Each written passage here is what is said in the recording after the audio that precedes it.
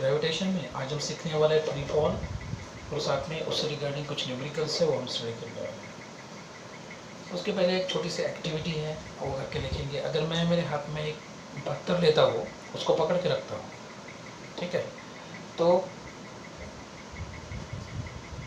उस पर डेफिनेटली कौन सा फोर्स ये होगा, एक्टिंग होगा, वो जो फोर्स है that is the gravitational force, ठीक है। अब वो स्टोन को मैं रिलीज कर रहा हूँ, छोड़ रहा हूँ, तो वो क्या करेगा, वो नीचे गिरेगा because of the gravitational force. क्योंकि हम जानते हैं कि ग्रेविटेशन फोर्स के through, as per the Newton, gravitation force के थ्रू कोई भी ऑब्जेक्ट जो है वो नीचे गिरती है along the centre of the earth, ठीक है। तो हम जानते हैं कि एवरी ऑब्जेक्ट एक में को अट्रैक्ट करती है, इसके बारे में हमने देखा था। तो जब मैं कोई स्टोन को हाथ में पकड़ा हुआ होता हो तो उस समय मेरे हाथ का फोर्स,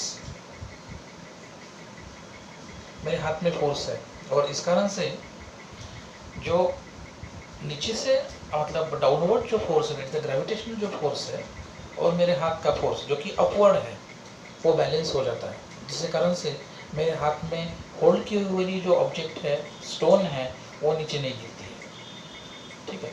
एज सून एज जैसे मैं उसको रिलीज कर दूँ तो क्या होगा, वो नीचे गिर जाएगी, क्योंकि यहाँ बैलेंस, यहाँ मेरे हाथ का जो फोर्स है वो अब रिलीज हो गया, वो फोर्स नहीं रहा, तो केवल डाउनवर्ड ही फोर्स रहा।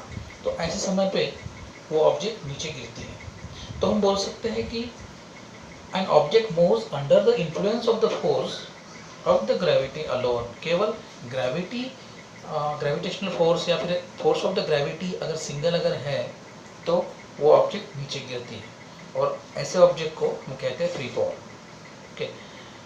इन फ्री फॉल में क्या होता है कि शुरुआत की वेलोसिटी जो है वो 0 होती है, और जैसे जैसे हम उसको मतलब छूट जाती है, शुरुआत जैसे जैसे वो छूटती है वैसे वैसे उसकी जो वेलोसिटी है, या फिर हम बोलेंगे एक्सेलरेशन ड्यू टू ग्रेविटी जो है वो इंक्रीज होती जाती है ना। एक पर्टिकुलर अगर मैं जोर से वेलोसिटी दूँ, उसे जोर से फेंकूँ तो वो चीज़ ज़्यादा ऊपर जाएगी, है ना। और फिर एक स्टेज आएगी कि जहाँ उसकी वेलोसिटी 0 हो जाएगी, और फिर अर्थ उसको इंक्रीजिंग ऑर्डर में नीचे खींचेगी। तो ये चीज़ देखने को मिलती है फ्री फॉल में। ये फ्री फॉल कंसेप्ट में फ्रिक्शनल फोर्स और बियॉन्ड फोर्स, ये आप दोनों टाइप के फोर्स जो है ये सीख चुके हो। तो फ्रिक्शनल फोर्स और बियॉन्ड फोर्स के थ्रू ऑब्जेक्ट जो है वो नीचे नहीं गिरती है, और मतलब और लेकिन फ्री फॉल, मतलब ये जो फ्री फॉल है ये पॉसिबल कब होगा, वैक्यूम में। वैक्यूम मतलब क्या, कि जहाँ खाली जगह है, जहाँ एयर नहीं है, क्योंकि जहाँ एयर है वहाँ फ्रिक्शन फोर्स है, बियॉन्ड फोर्स है। तो ये जो फ्री फॉल कंसेप्ट जो है ये वैक्यूम में ही आपको ट्रू फ्री फॉल जो है वो वैक्यूम के अंदर देखने को मिलेगा। तो for the free falling body जो एक्सेलरेशन ड्यू टू ग्रेविटी है, जिसे ए की जगह हम जी रिप्लेस करेंगे, और जैसे मैंने बोला कि शुरुआत की जो वेलोसिटी है, इनिशियल वेलोसिटी 0 रहती है। तो न्यूटन के जो 3 इक्वेशन हमने पढ़े हैं, फर्स्ट जो है v is equal to u plus a t, उसके बाद सेकंड जो है s is equal to u t plus half a t square, third जो है v square is equal to u square plus twice g s. ये तीनों kinematical equation में हमें u की वैल्यू 0 पुट करनी है और a की जगह g पुट करना है, ठीक है। अगर ऐसा करते हैं तो आपको मिलता है v is equal to g t, s is equal to half g t square, और तीसरा मिलता है v square is equal to twice g s, है ना। तो ये जो g की वैल्यू है, ये g की वैल्यू पॉजिटिव भी हो सकती है और नेगेटिव भी हो सकती है। ये पॉजिटिव कब होगी, जब हम कोई ऑब्जेक्ट ऊपर फेंकते हैं उस समय एक्सेलरेशन क्या रहेगा, नेगेटिव रहेगा, है ना, in the direction of opposite to the velocity. और ऐसे समय पे जी जो है वो आपको नेगेटिव लेना पड़ेगा। जब भी हम न्यूमेरिकल सॉल्व करेंगे उस समय कई बार ऐसा दिया जाता है कि कोई एक पर्टिकुलर ऑब्जेक्ट जो है वो नीचे गिर रही है, फ्री फॉल ऑब्जेक्ट है, तो हमें उस समय जी की वैल्यू नेगेटिव लेनी पड़ती है। तो magnitude of the g acceleration due to gravity ये सेम होता है, लेकिन वेलोसिटी जो है वो डिक्रीज होती है, और इसी कारण से ऐसे एक्सेलरेशन को नेगेटिव एक्सेलरेशन कहा जाता है, ठीक है। जो आर्टिफिशियल सैटेलाइट है, नेचुरल सैटेलाइट है, जैसे मून, ये क्या होते हैं, ये सराउंडिंग, अर्थ के सराउंडिंग में रोटेट करते रहते हैं, हम जानते हैं, है ना।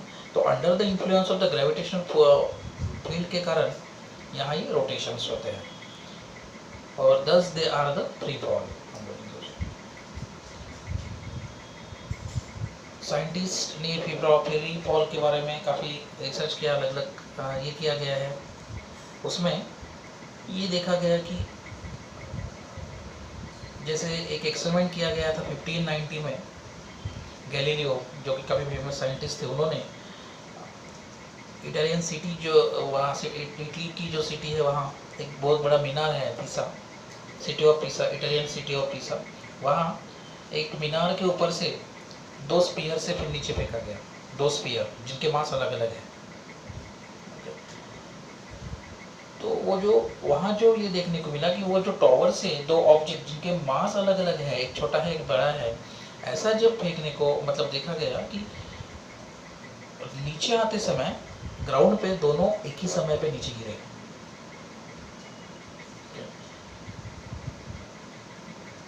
तो यहाँ क्या हो रहा है, ये फ्री फॉल का ही कंसेप्ट है कि जब एक्सेलरेशन ड्यू टू ग्रेविटी या फिर एक्सेलरेशन जब नेगेटिव होता है तो उसे हम फ्री फॉल कहते हैं, और फ्री फॉल में केवल एक्सेलरेशन ड्यू मतलब जो ये रहेगा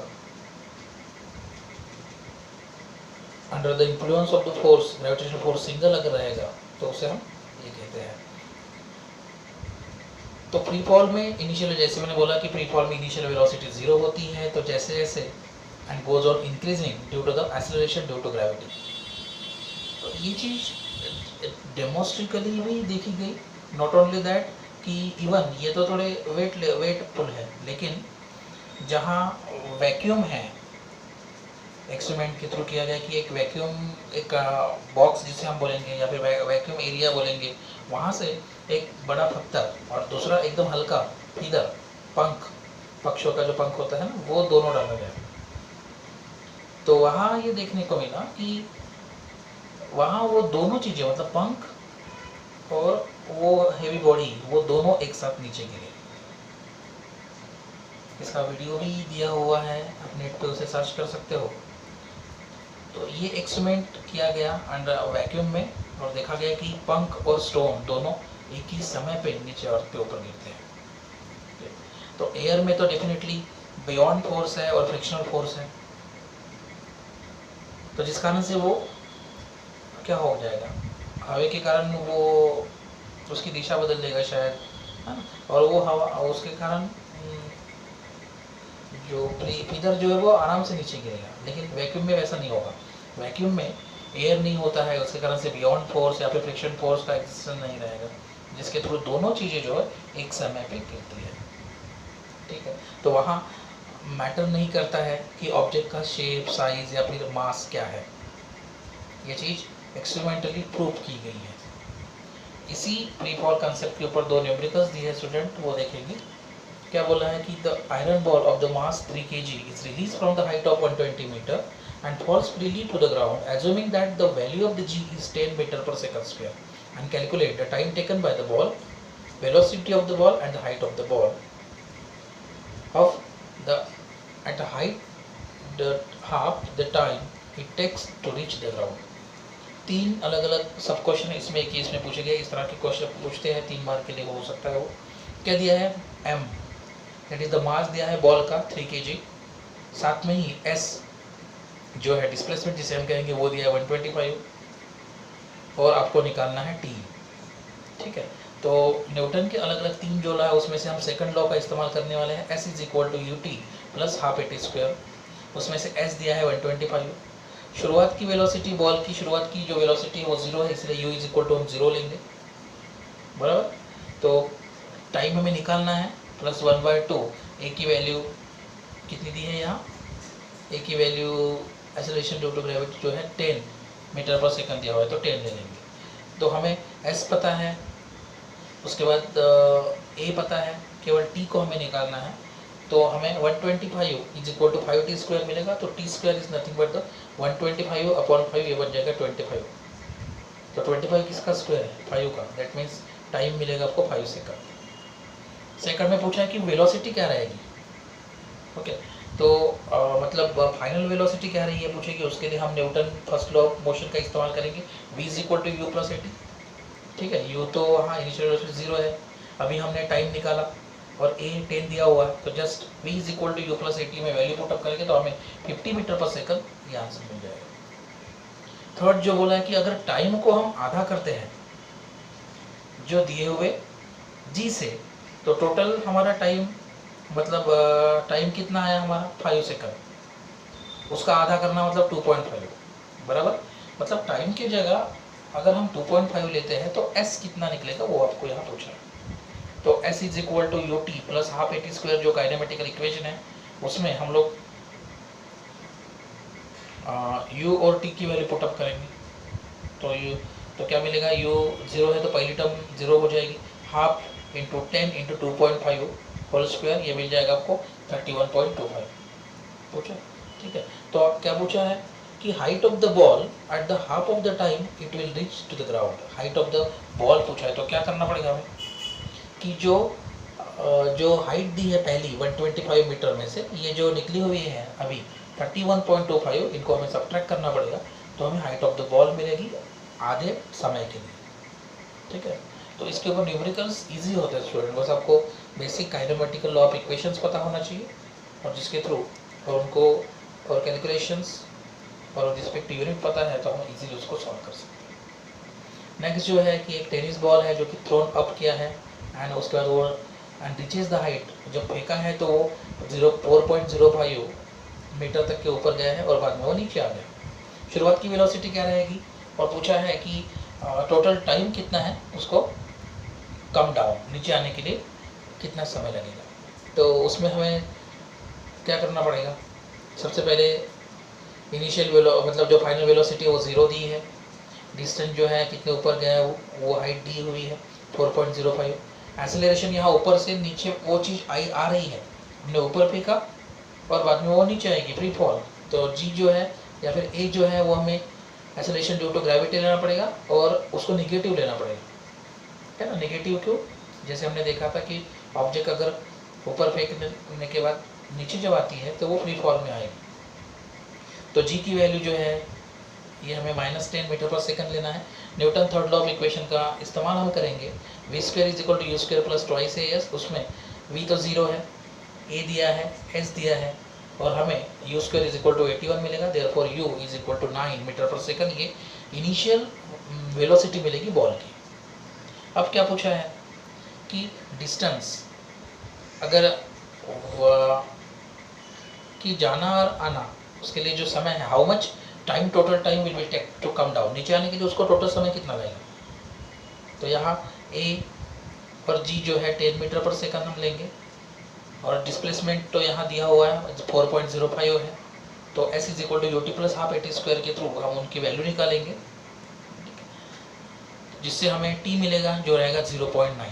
ये 0.9 जाने के लिए है, उतना ही समय आने के लिए लगेगा, है ना। तो हमें 0.9 प्लस 0.9 करना पड़ेगा, तो आपको ये मिलेगा 1.8 जो कि टोटल समय लगेगा। ठीक है स्टूडेंट्स, तो आज हम लोगों ने बेसिक फ्री फॉल कंसेप्ट क्या है वो देखा, उससे रिगार्डिंग जो अलग अलग एक्सपेरिमेंट किए गए थे गैलीलियो साइंटिस्ट ने, बाद में वैक्यूम में जो एक्सपेरिमेंट किया था फेदर के साथ में वो देखा और न्यूमेरिकल्स देखा। आज के लिए इतना ही, नेक्स्ट मिलेंगे हम नेक्स्ट टॉपिक के साथ, तब तक के लिए stay at home. Thank you students.